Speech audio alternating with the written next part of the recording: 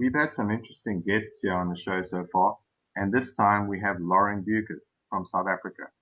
She's a writer, and her latest book is The Shining Girls, and of course everyone knows her for Zoo City. So Lauren, welcome to the show. Thanks so much, Fred. Okay, so what we do in the beginning is we just do a little roundup of social media news and tech news. So I was wondering if you heard about that hashtag, add a word, ruin a movie, and if you took part. I don't normally take part in hashtags like that because they drive me crazy. I end up blocking them. But I did see some really good ones that did come up. I was patient enough not to block these ones. Um, but there was some fun ones. They were great. Okay, cool. Although there's some movies that you can't ruin by with words or without. Like I mean Yeah. they're already ruined. Like Transformers. You Oh, don't need to add anything. okay, okay. Okay. And I don't know if you saw Peter Beukes. He released a new book, and I don't know if you saw, he also released it as an ebook. So what do you think about something like that for a guy like that? I think that's terrific. I mean, I haven't seen his new book, and I've been traveling for the last couple of weeks, so I haven't seen much about it. But I think simultaneous release is absolutely the way to go. Right? And ebooks just give you, especially if you have international rights, it just gives you access to a much bigger market. And Oh, suddenly you can expand beyond the borders, and hey, you might make some money out of your book, which is not a common thing for authors, believe me. yeah. So of course, as you mentioned, you're an author. So would you like to tell us how did you get started in writing? How did the bug bite you? I've wanted to be a writer since I was 5 years old, and I found out that you could get paid to make stuff up. I was like, "Are you kidding me? That is what I'm doing. That's awesome."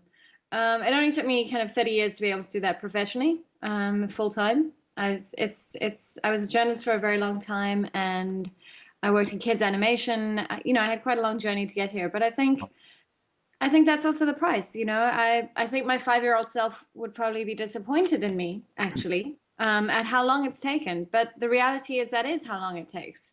Mm. You can look at Malcolm Gladwell's 10,000 hours, but typically an overnight success takes 10 years.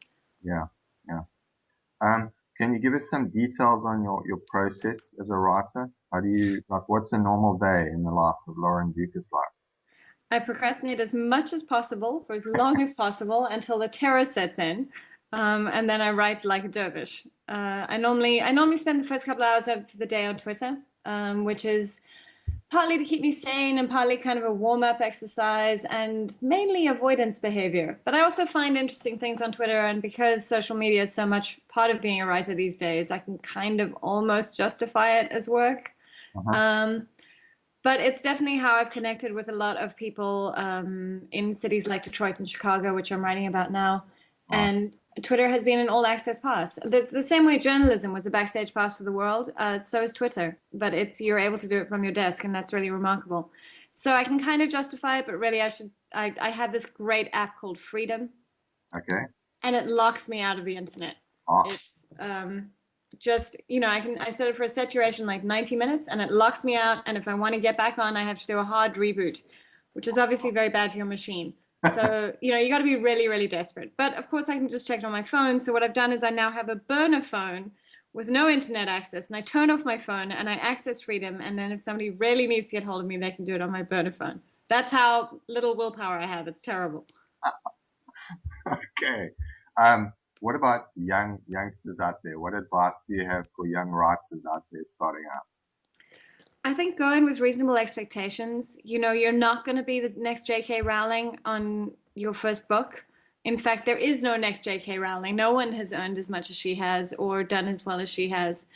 There's a reason we look up at those authors like J.K. Rowling and Dan Brown and Stephanie Meyer as these huge success stories because it's kind of a freak show. Hmm. To be able to manage that is a massive accomplishment and a huge amount of luck. But what it also comes down to is hard work and determination. So go in with reasonable expectations. Realize that it's going to take you a while to get where you want to be, but that just getting a book published is a huge privilege. And having people read your story is amazing. So if you can, little steps, start with that and then try and take over the world. Yeah. But the most important fact before you even think about getting published is to finish the book. You Mm. have to finish the book, and it's so easy not to. Believe me, on Moxieland, which was my first novel, I spent 4 years mucking around on that book. rewriting the first three chapters, full of self-doubt. Oh, maybe the plot could go that way instead. And you don't know what you have until you actually finish the whole thing, and you can look at it and see where the problems are. And it's easy to second guess yourself in the beginning and just keep, rehashing, but you don't have anything. So finish the book and then rewrite it and let it sit for 3 months and then try and get a publishing deal. The other thing is, don't rush. Don't rush anything, but do actually finish. Don't procrastinate or find ways around procrastination. Find a meaningful deadline, and stick with it. If this is something you want, you have to stick with it. Yeah. And you're going to be rejected, and it's going to be soul destroying. But yeah, guts and determination all the way. Right. Okay. And tell us, talk a bit about now Zoo City. And did you expect that writing that book that would lead to winning the Arthur C. Clarke Award?